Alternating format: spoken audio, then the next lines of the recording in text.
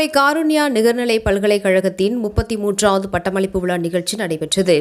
இதில் காருண்யா நிகர்நிலை பல்கலைக்கழகத்தின் வேந்தர் பால் தினகரன் கலந்து கொண்டு சுமார் 2001 மாணவ மாணவியர்களுக்கு பட்டங்களை வழங்கினார். கோவை காருண்யா நகர் பகுதியில் உள்ள காருண்யா நிகர்நிலை பல்கலைக்கழகத்தில் 33வது பட்டமளிப்பு விழா நிகழ்ச்சி நடைபெற்றது. இந்த விழாவில் காருண்யா நிகர்நிலை பல்கலைக்கழகத்தின் வேந்தர் டாக்டர் பால் தினகரன் தலைமை தாங்கினார். பல்கலைக்கழக துணைவேந்தர் பேராசிரியர் எலஜா பிளஸிங் வரவேற்புரை ஆற்றினார். சிறப்பு விருந்தினராக மகேந்திரா அண்ட் மகேந்திரா லிமிடெட் நிறுவனத்தின் ஆட்டோமேட்டிவ் வணிக பிரிவு தலைவர் வேலுச்சாமி கலந்து கொண்டு மாணவ மாணவியர்களுக்கு பட்டங்களை வழங்கினார்.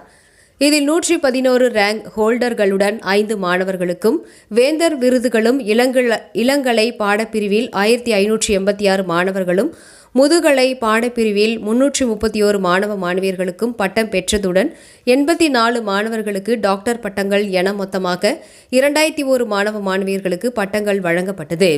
முன்னதாக மாணவ மாணவியர்கள் மத்தியில் பேசிய சிறப்பு விருந்தினர் வேலுச்சாமி கூறியதாவது: மாணவர்கள் தன்னம்பிக்கையுடன் சவால்களை எதிர்கொள்ள வேண்டும்.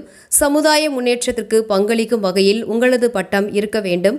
கௌரவ முனைவர் பட்டத்தை பெற்ற அவர், கற்றல் என்பது நமது வாழ்நாள் முழுவதும் தொடரும் பயணம். அதில் புதுமை மற்றும் தொழில்நுட்பத்தின் மூலம் மனித குலத்திற்கு ஏற்படும் பிரச்சினைகளை தீர்க்க பயன்படுத்த வேண்டும் என்றார்.